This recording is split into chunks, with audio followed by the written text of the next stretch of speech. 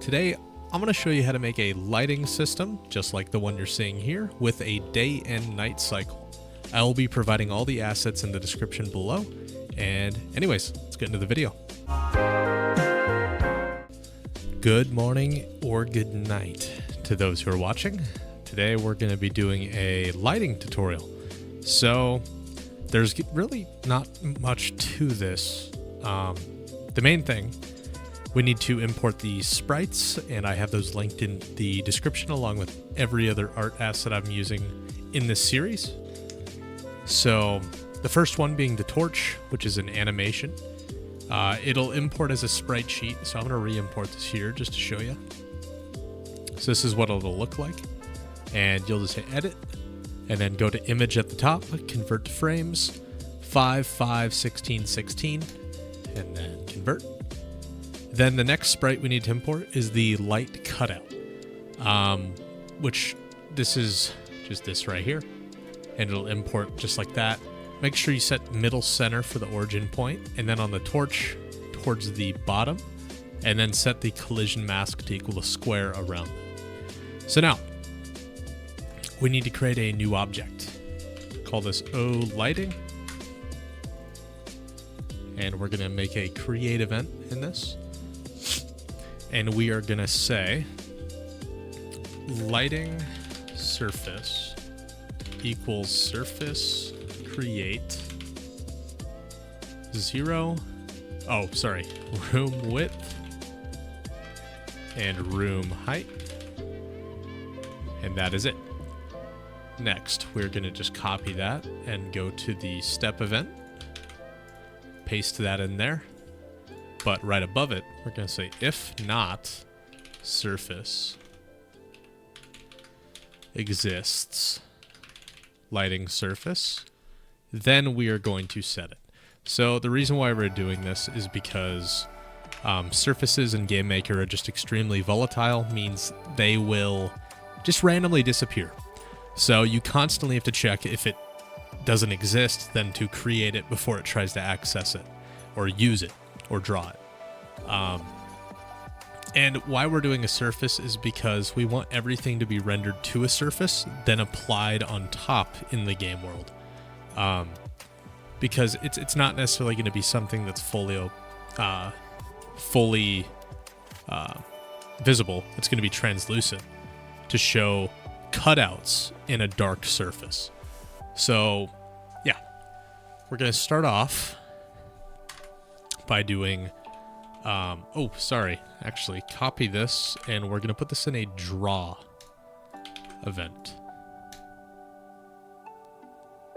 Actually, no, we're going to put this in a draw end event. Sorry. Draw end. So this will be difference between draw and draw end. This will ensure that everything is drawn on top of the other stuff that's drawn, because it'll be drawn last on top of everything. So next, we're going to say surface set target lighting surface. Oops, do not put those. That was an accident. So now that we've set the surface, we need to loop through light objects. And you could just put that comment, and then after that, do surface reset target. And then under that, we're going to say draw surface, lighting surface, 0, 0. So we're setting the surface, then we'll add something to the surface, then reset it. Then we're going to draw that surface. And yes, the reason why, so if we were to just modify the surface, it doesn't know that it needs to be drawn. So that's why we put that at the end, and this will loop every single frame. And just make sure that you have this, so it creates it if it doesn't exist. So this does not crash it, same with this, because if it doesn't exist, this will crash the game. Now what this is gonna do, we're gonna say with O light, or in our case, O torch, which we don't have an object called O torch yet. So we're gonna go ahead and create that. Call that O torch. And we're going to assign the sprite for torch. And what we're going to do is just set the image speed equals 0.5, just because it is an animation. And we're going to throw one of these in our game. And we're just going to run it, make sure. Yep, so it looks like that, and it is animated. Nothing too fancy on this torch. So nothing's actually happening yet. But what we are going to do is also drag in our lighting object, just anywhere in your game. And we're going to go back into this. Now this should show red, knowing that we actually have that. Now, what we're going to do is we are going to say draw clear alpha. And this is going to be above the with statement. This is going to be draw darkness over screen. So what this is going to do is make the room dark. So we're just going to do C black 0.7, for example. And then if we run this, the game will look really dark. So now, obviously this is not ideal because now there's no light. So what we're going to do is cut holes in this using the position of each torch. So we're going to say GPU set blend mode BM subtract. Oops. And then under that, we're going to do draw sprite ext s light cutout 0 x y. And since the position of this is a little bit lower of where we want the actual flame to be, we have to do minus. We're just going to do 6. Actually 5. And then we'll just do 0.3, which is the size, because the light cutout image I sent or made is 500 by 500, so it doesn't look so pixelated. And then rotation 0, C white, and then alpha 1. Let's do that for now. And after you do this, make sure you do BM normal, so it doesn't keep subtracting everything. So now, if you go into here, you can now see that the light is actually being created, or kind of, it's cutting it out of the surface. So if you don't want it to look so harsh, like mine here, just make it a little bit bigger. So we're just gonna do 0.5, and run that. That's probably a bit better. And honestly, if you really want it to be a little bit better, you can just hit, actually, no, I'd probably leave it the way it is. If you blur it, it might get a little choppy. But one thing you do need to do is go into the light cutout sprite, go to texture settings, hit edge filtering, and pre-multiply alpha. And now if you were to run this, it won't necessarily look any different, but if you were to keep that off, and let's say you have two lights near each other, let me turn those back off to show you. Oh, it's actually not doing it. Interesting. Well, I guess I don't know if that's an issue anymore. Anyways, that lighting system now works with the torches, but it doesn't really look like a torch, you know? It's just white, and it doesn't flicker or anything like a normal flame would. So we're going to go back into our lighting object right here, and just right above where we draw it, we're going to say var size off equals irandom. Actually, not irandom, just random range. -0.1 and 0.1. Now what this is going to do is pick a random number between -0.1 and then 0.1.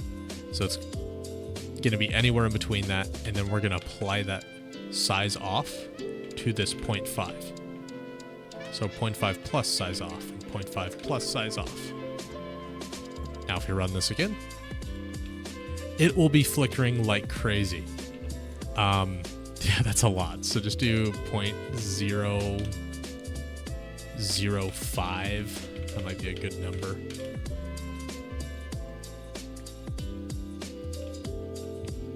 Yeah, it's pretty subtle now. I might actually do 0.001 and 0.01. Make it a little more dynamic. Yeah, probably like that. Looks like it's flickering a bit, like a flame. And then before we set it back to normal now, we're gonna add a color overlay, which kind of gives it a tint or a hue to the flame. So BM add. Oh, why do I keep doing that? And then we are going to do same thing here. And we're not going to do anything with size off because that's going to be applied here as well.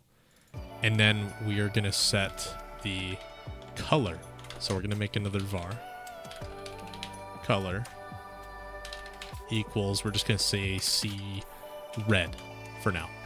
It's an easy color to show. And we're going to put that right there in the color section of the Draw Sprite ext. So now we don't want to do 1. Let's do like 0.5. So we don't want it to be just pure red. Now if you run this, there's a slight warm hue to it. There are a couple issues with this lighting though. If they are too close, it will kind of mess with each other. Like this one is more of a red hue versus this one. Or if there's a lot of lights in the scene, it might become a little bit weird. But then you would have to go and do proper, probably shader lighting, which is a bit more complicated and not necessarily beginner friendly. But if you look here, this one is way more of a tint than this one, but they do both still kind of have that tint. And why that happens, not too sure. But we're actually going to do sea orange. I think it will look a lot better with this lighting, and we're going to do like a 0.6. Yeah, a little more. And you could tweak these numbers all you want. This just gives it a little glow around it, just so it doesn't look so plain. But that is how you do a basic lighting system within this. And actually, you could start placing your torches around the area, just like so.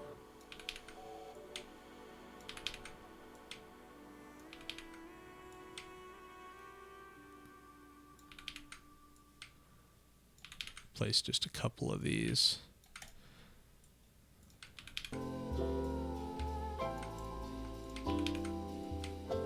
Just to kind of decorate the world a little more, as it's still a bit plain.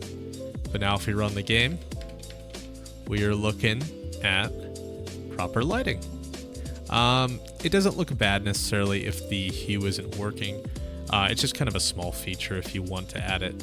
It's not required for this system, but now you are looking at a proper lighting system. So we're now needing to make a system to change from day to night. So we're going to make a variable in the lighting object called time of day. And you can format this however you want. I just like the caps like this. And I'm just going to set it to 0. And then we are going to make a variable called time equals 0. And then in the draw end, before we do any of this, we're going to do handle time. We're first going to say time plus equals 1 multiplied by global.dt. This just makes it run on global time if you're using that. If not, you can just do time plus equals 1. But if you do have delta time implemented, like we did in episode 1 or part 1, you can put this, and it will be required if you're using delta time. So next, we're going to do a sine formula where we're going to do time of day equals sine of time multiplied by, and this is going to be how fast your day goes, so just do 0.01 for now for testing, and then 1. What this is going to do is going to go from -1 to 1, and then back down to -1, then to 1.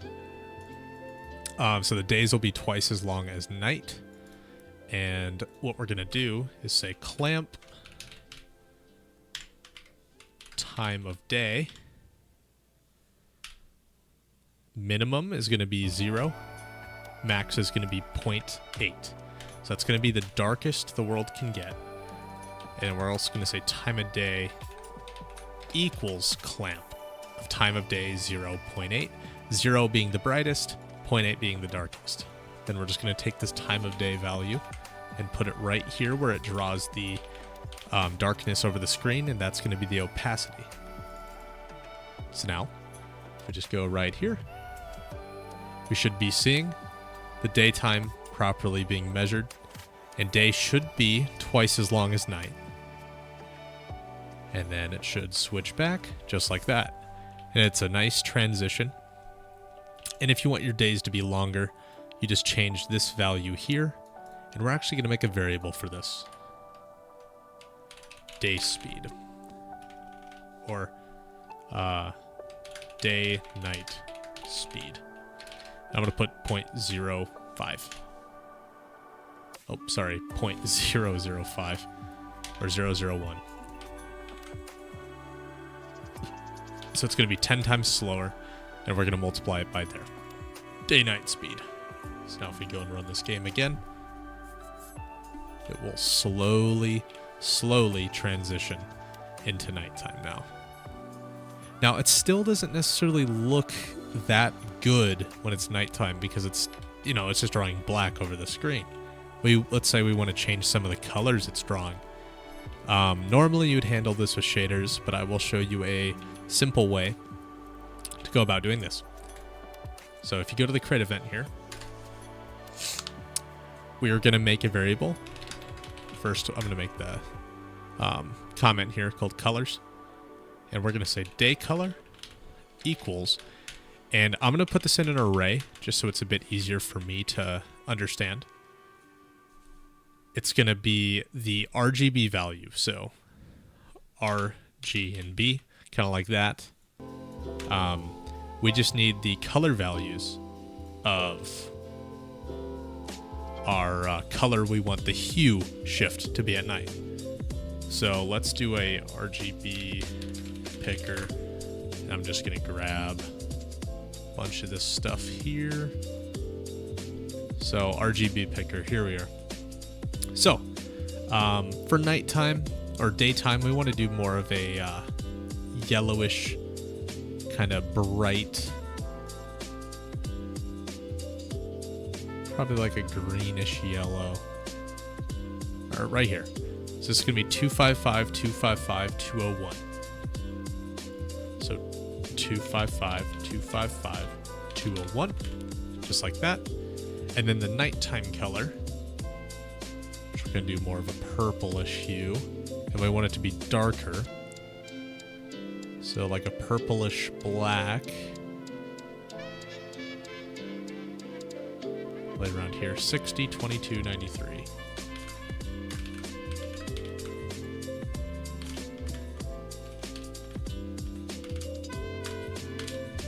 Just like that. Just rename this one to night color. And then above these, we're going to put R equals 0. G equals 0. B equals 0. And then we're going to do color change equals, let's do 0.1 for now. Actually 0.01. This is going to be how fast it switches between the colors when needed. So now, under this time of day thing, we're going to say if time of day is less than... Actually, no, let's just say if it is greater than 0.3. For example, that's when it starts to go to nighttime, it starts to transition. Then we are going to say R equals lerp R to night color 0, and that's taking the first slot, which is the R value. So we're setting R to equal night color by color change. Oops. by color change multiplied by global.dt. We're just going to copy that line here. We're going to do 1 and 2, and then G, and then B. So that will change RGB to night colors in order, 0, 1, 2 slots, so RG and B, by color change multiplied by global DT. Again, if you're not using global DT, just leave that part out and then just do color change. Now, else, if we are not greater than 0.3, then we're going to do the same thing, but change it to day color instead of the night color. And then before we do anything else, underneath this, we need to do color make, or sorry, let's do var color, which we might be using down here. Dark color, let's name that, equals make color RGB, RGB. Just like that. And now instead of doing the time where we have the time of day in C black, change C black to dark color, and then you can go ahead and run that, and it should transition the colors throughout the day. So right now this is what the daytime looks like. Interesting color. I don't know why it chose the yellow, but once it starts to transition, we're seeing more of a purplish hue for this. It looks a bit too purple, but that is okay. We can just go and darken those colors. So if we go here and just add or subtract from the values, let's do 30, 12, and 70. And then also we're going to go into here and just change this to probably 0.8 so it doesn't get rid of all of it. And then we're just going to add 0.5. There we are. Gonna take a look. Starting to change color. It's looking a bit better there. Still very, very purple, but you can choose whatever colors you are wanting. But this is how we make a lighting system. Anyways, if you guys enjoyed or have any questions or issues with your code, feel free to let me know or ask me any question. Hope you guys enjoyed and hope it was helpful. Anyways, see ya.